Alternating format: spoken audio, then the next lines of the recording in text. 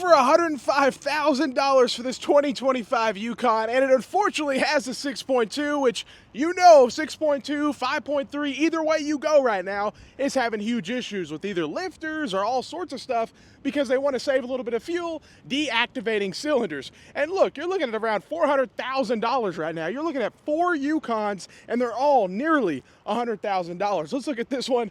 Just completely insane. The amount of depreciation. I mean, who do they think their clientele base is?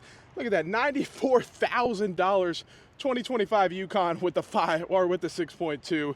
But again, I thought they were expensive in the past. Now they went to a whole new level.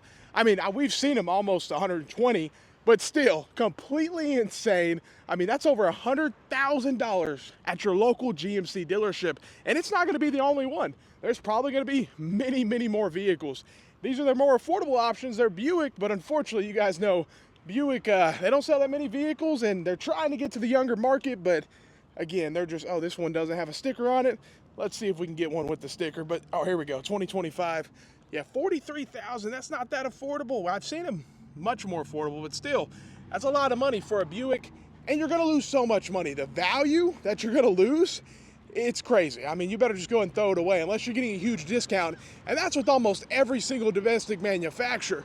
You need to get a huge discount, and they are offering up to $10,000, $20,000 off on some of these vehicles, especially the trucks that are so dang expensive, and like the EV Hummer over here, probably a huge discount because they can't sell that thing. And the other problem is reliability. I would argue that's my Toyota 4Runner. People ask, what should I buy? Well, Toyota 4Runners, last generation, super, super reliable.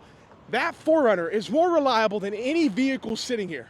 It's just a fact, and it will be. It's unfortunate, but it's a fact. I mean, let's see if there's a sticker on this one.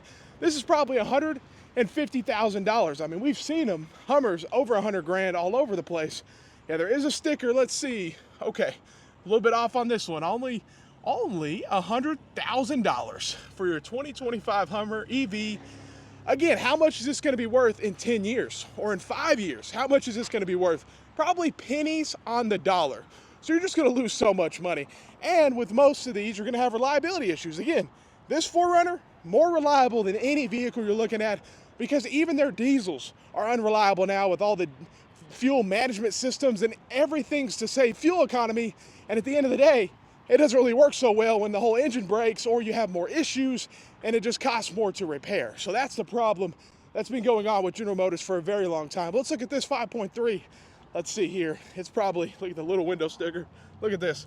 It is not cheap at all. $66,000. At least it's a 2025.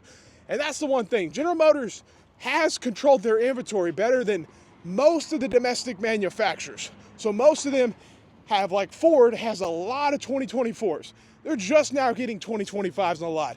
General Motors has had 2025s on the lot for a long time now.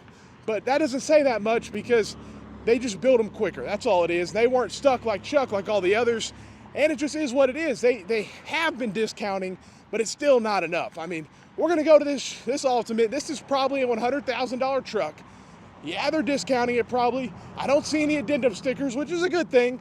But again, the discounts are not enough. Yeah, 80, look at that. $87,000, 6.2, 2025. Yeah, Denali.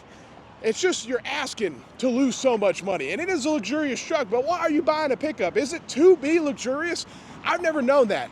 And for me, what's more important? What's the most important thing when you buy a vehicle? For me, it's reliability. That's a super important thing.